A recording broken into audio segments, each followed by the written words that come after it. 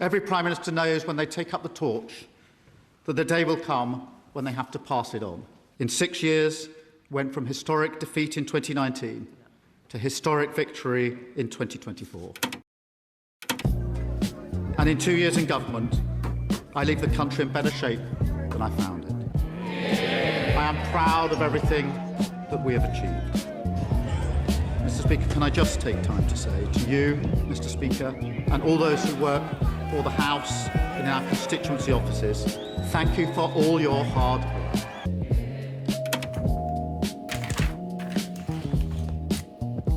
The government is incompetent and corrupt, the economy is getting worse, living standards are falling. If I said any of those things, they're very uncontroversial. Nobody would really think twice about those statements.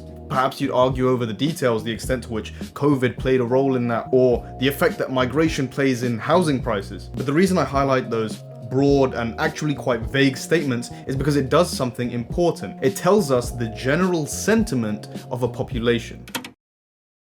First, imagine it's a nice British summer's day and you're driving over to the beach, but for whatever reason, your car breaks down on the way, and now the check engine light has turned on. That light does not tell you exactly what happened to the engine. In fact, even if it did, you wouldn't understand what it's saying. But what does that light do? It's an obvious signal that something has gone wrong. That sounds obvious, but public perception actually works in the same way. Even if different individuals have biases or different political standings and nuances in their worldviews, zoom out to a collective and we start to gauge a general public satisfaction as a real indicator of something either going right or wrong in a country. The cost of mobility is going through the roof thanks to a group of tyrannical, child molesting, rapist, paedophiles, fascists and grave dodgers.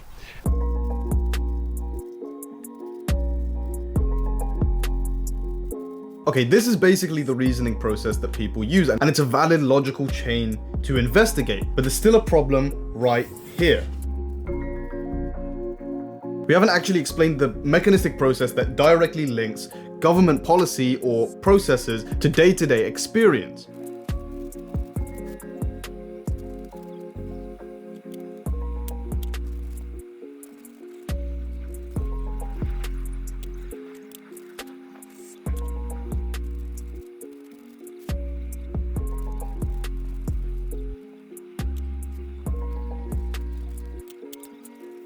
But here's the thing, after you watch this video, you might click onto another YouTube video, or perhaps go onto your phone, scroll on TikTok or X. Suddenly you're seeing riots in Paris or older clips of Trump rallies in the US and clips of political debates outside of your own country. We've got different governments, different places, different political leanings, and the same sentiment, the same feeling that we highlighted at the start of the video, the vague signal that the world around you is getting worse in some way. The guy in Paris has the same complaints about his government as the one in London. The Americans vote out the Democrats for the Republican Trump because they have the same complaints as both the guys in London and Paris. This is strange because so far we've been focusing on what the government specifically actually does, but now we're seeing different places with the same issues.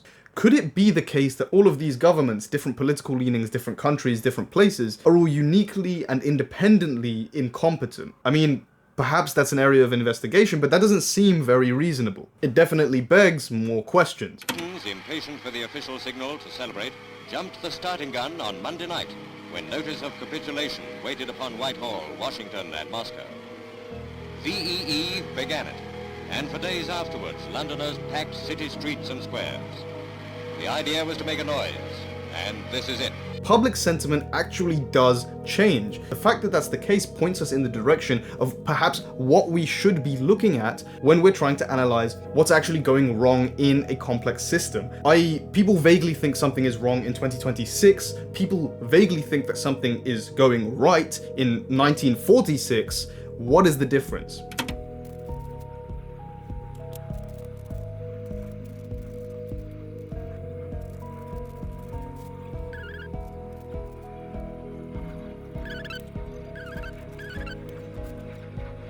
We once had vague connections, and we're starting to replace it with real investigatable metrics, specifically by going from intuition to metrics rather than the other way around. And what I mean by that is we had to start with this vague chain of issues that people were feeling to try and narrow down what it is that's even relevant to talk about. So for example, you see economic analysis on the news, and it does this the other way around. It starts with metrics that people don't really interact with or understand very well, and then tries to trickle down and explain everything else from that point. But if our core premise is that public sentiment is the check engine light of whether something is going right or wrong, then we can start to peel back the layers and see what are the things that would affect public sentiment. How can we find metrics for things that people actually interact with on a day-to-day? Now, if you noticed, I didn't really use a whole lot of data and statistics in this video, and I did that intentionally. First question. Why is Britain so cooked? That's a big question that has a lot of threads that you need to untangle.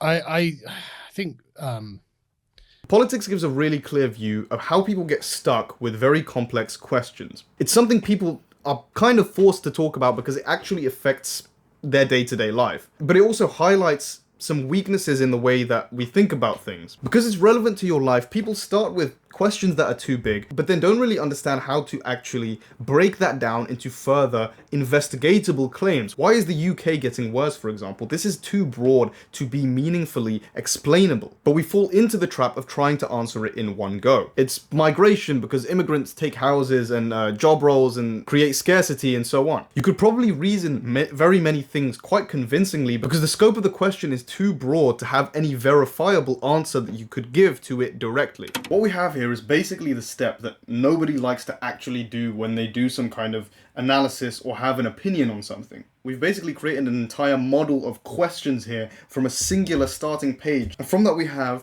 branching questions, each of which are smaller in scope and actually investigatable. I'm not trying to answer in one YouTube video some vague, massive question that academics write entire papers about. I'm just trying to show instead how one intuitive feeling branches out into a collective of different questions, all of which have actually identifiable metrics and areas that can be further and properly investigated to build a full picture. What this video has been, really, is an exercise in asking the right questions and building a model about the world around you from the ground up. We have to start with this vague feeling because that's the way we actually interact with the system. But then we turn that vague feeling into a model with executable questions and metrics by poking around and asking questions for weak points. You can read entire academic papers about the decline of the UK or whatever. I'm not claiming to have a definitive answer. But perhaps it's not actually lack of information that's stopping you from understanding the world around you better. Perhaps instead it's the questions that you ask and the way that you analyze complex systems.